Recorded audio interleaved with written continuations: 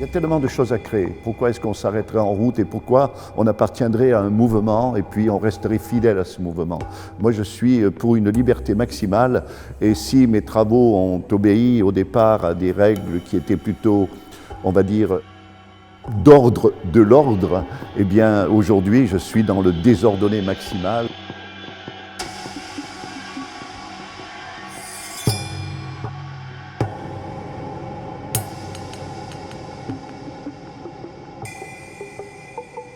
Les gens connaissent ma sculpture, ils connaissent un petit peu mes dessins, mais ils ne connaissent pas mon travail pictural, ils ne connaissent pas mes performances, ils ne connaissent pas la poésie, ils ne connaissent pas le travail avec le son. Tout ce que je souhaite être, c'est un artiste. Avant d'être un sculpteur, un peintre ou quoi que ce soit, c'est ce principe d'équivalence qui me permet de m'exprimer à travers plusieurs disciplines. On sait que la ligne, surtout depuis 1976, est devenue le sujet central de tout mon travail. Quand vous avez un arc qui a marqué 340 degrés d'arc, eh bien c'est un arc de 340 degrés, et puis c'est tout. Rester dans ce domaine de la monosémie, de l'autoréférentialité aussi, c'est-à-dire que l'œuvre ne parle que d'elle-même. Un jour, je me suis dit, mais la ligne qui se superpose sur mes murs, finalement, elle pourrait rentrer dans l'espace.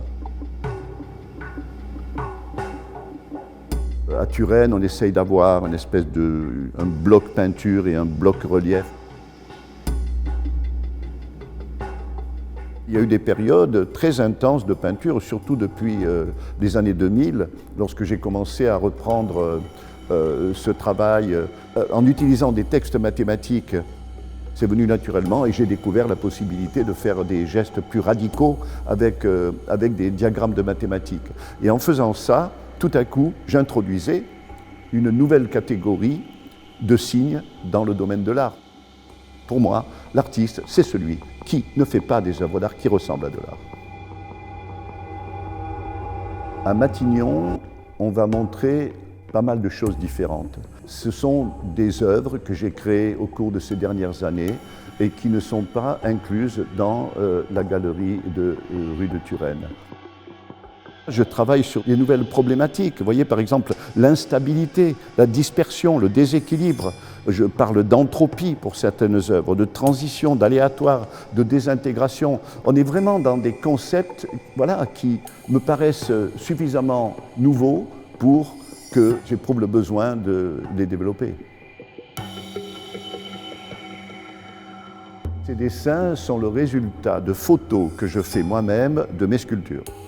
C'est souvent grâce à mes dessins que j'ai vu ce qu'il fallait que je développe après.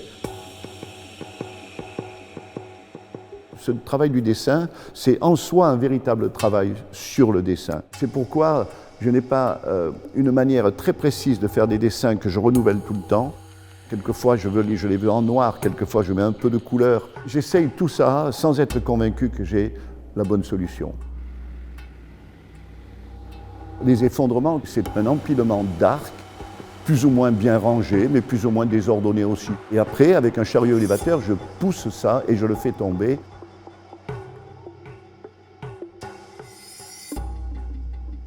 J'ai été invité par Jérôme Sens, qui est le curateur de ce programme, à installer une sculpture ou deux sur la place Vendôme.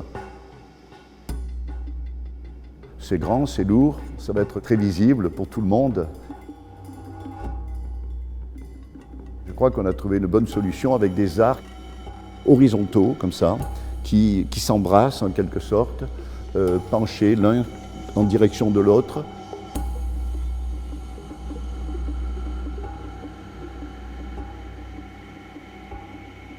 Ces peintures murales que je réalise avec une barre d'acier, c'est une manière pour moi d'utiliser cette barre d'acier qui en soi est déjà une œuvre d'art parce que j'ai exposé la barre toute seule appuyée contre un mur. Je trouve que c'est intéressant l'idée de la barre, de la ligne et de sa trace. J'ai vraiment en tête de le développer davantage parce que je vois d'autres possibilités maintenant. J'ai fait avec des lignes droites, j'ai fait avec des arcs. Alors suivant la manière dont on les peint, si on les peint tout à fait au bout, on a un effet. Si on le peint là, on en a un autre. Si on le peint au milieu, on a un autre effet. Et chaque fois, vous voyez, on a des configurations, des résultats visuels qui sont absolument différents et suffisamment riches pour que ça vaille le coup pour moi de continuer à en faire.